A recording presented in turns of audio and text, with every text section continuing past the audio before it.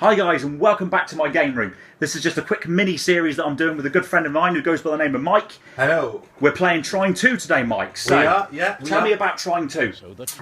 Trine 2, currently free, I think it's still free anyway, to PlayStation Plus subscribers on the PS4. It's a sort of hybrid of a platformer, adventure, puzzler sort of game. And it's beautiful, really. It's a really great title.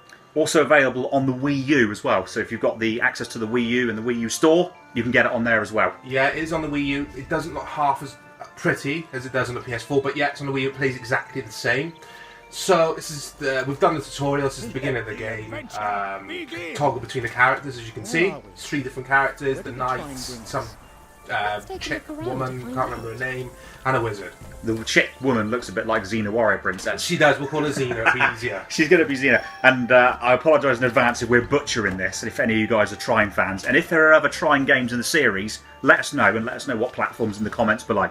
Yeah, because we've never played a Trine game before. We know nothing about the history of it. Basically, the Trine is this thing that flies down and gets these 3 characters back together to fight for the kingdom and save it. That's basically the story in a nutshell. And it's suitable for all ages. My son loves watching me play this. He's only 18 months old, so obviously he can't play it, but he loves watching me play it. It's that pretty, it's beautiful. So you've got 3 characters. They've got 3 different abilities. I can see you here doing a puzzle, Mike. Yeah, just make sure that log falls down there. So basically jump on the log using Xena. To get up to the top level. She sort of jumps higher than the other 2 as well. A little bit like if you remember the Mario 2 game where you could toggle between. Well, you picked a character at the begining of the level in that game, but very similar. They had different sort of abilities like Luigi, jump high, Princess Hobbit, that sort of thing. Yeah, I do remember that very well. So here's another sort of little puzzle here with a water fountain and a chute. So what have we got to do here then? I really don't know. Let's have a look. I think I've got to make this topple over. I've got to weigh it down somehow. I'll conjure up a box. The wizard can do that. There we go. I'll jump onto here. There we go. Look at that. It down, and it's for some reason it's made like a plant grow. I don't know how I've done that. You didn't see that in Super Mario Brothers, did you? Not like that. No. Okay, so you've got to use the knight you've just done that to bash through that wall. The characters have all got different abilities, haven't they? Yeah, the knight is good with physical battles with his sword. He's also got an axe as well, which can cut through walls and stuff like that. As I'll try to do here with the axe. No, I'm not going to do that. I'll use the wizard instead, because the wizard can actually throw stuff. Oh yeah. As I'll point out here, show you here. Oh, then let me try.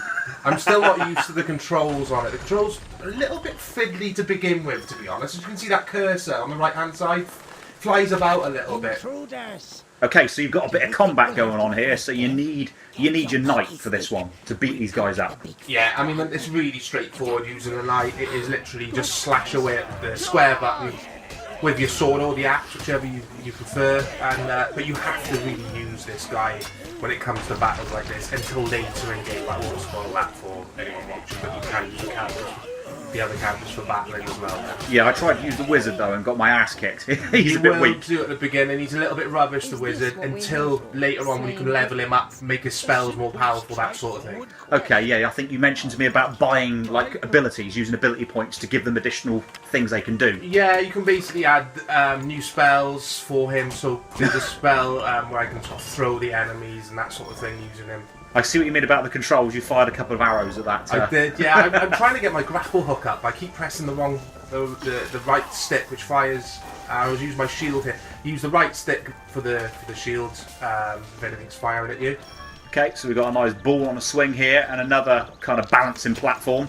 So another arrow fired from Xena the Warrior Princess. Yeah. So you've got to try and get across there, presumably, and that ball is an obstacle to stop you. Yeah, you have. I mean, with these sections, it always looks like there's only one way you can do it, but I've played through this once before.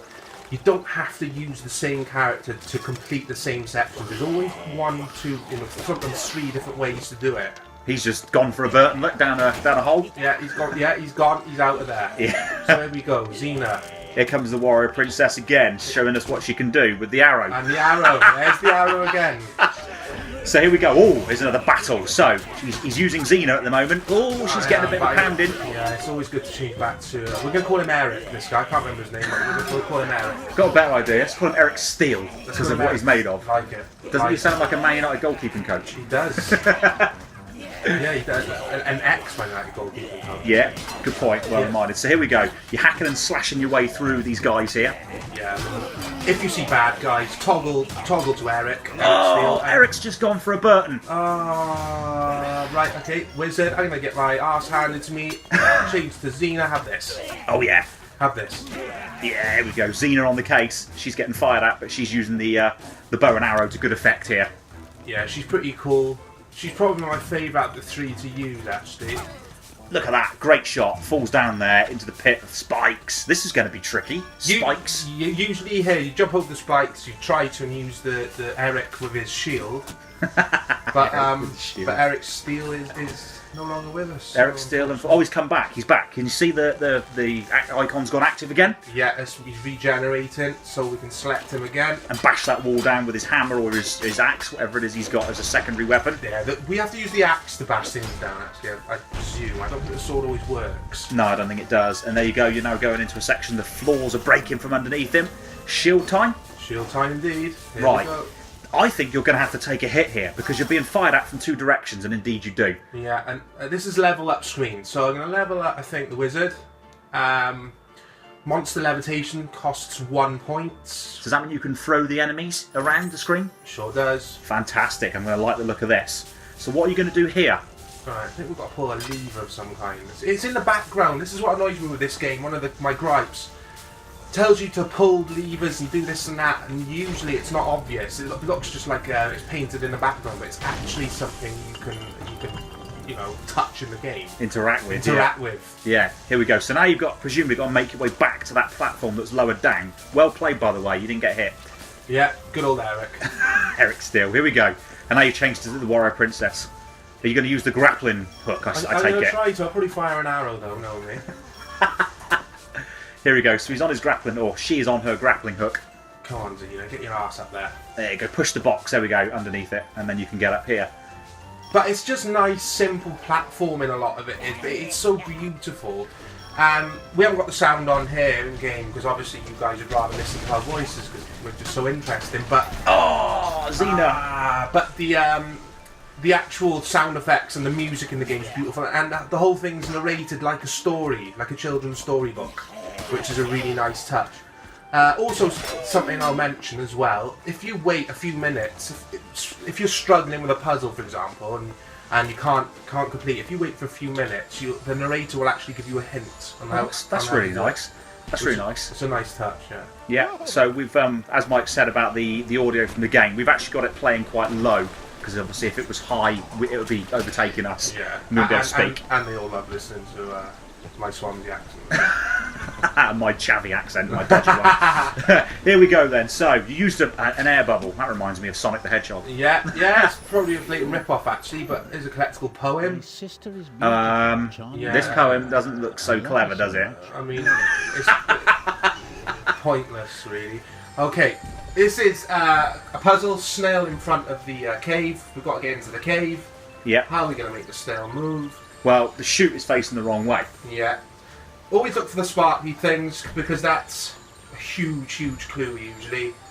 And we're basically going to direct the water here. It's going to touch that from the chute. And hopefully it'll make this plant grow, and hopefully the snail will bugger off.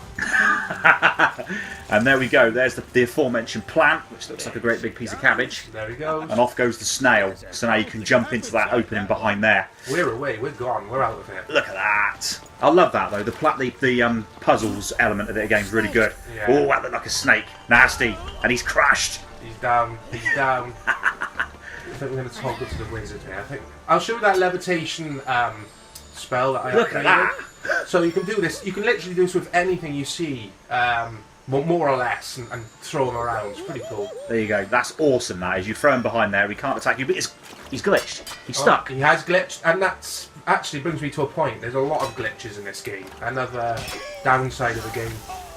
Oh, we've lost him. Sometimes I complete a puzzle by accident as well because the game glitches and I glitch into an area and all of a sudden I've completed the puzzle. I'm like, yay! But I don't get that feeling of success because I didn't really do it. The game glitched me into success. We've lost the wizard. The wizard's gone, and now we're left with Xena. What's Xena going to do? She's getting slashed at the moment by this this guy here. Look at that. Well, she takes him out. Look at that. I think I'm going to die. That's hard, man. How are you going to get past those shots from down there? Without Eric's steel and his shield. Oh, he got past them. Right, so now it's just getting over this horrendously dangerous part. Grappling hook. Oh, he's fired an arrow. For a change. Try and grappling hook across. I wonder if you're going to be able to make it. He's going to try. Here we go. Oh, no! Well, guys, that's the end of the Trine 2 review. Thank you, guys. Our heroes would try again.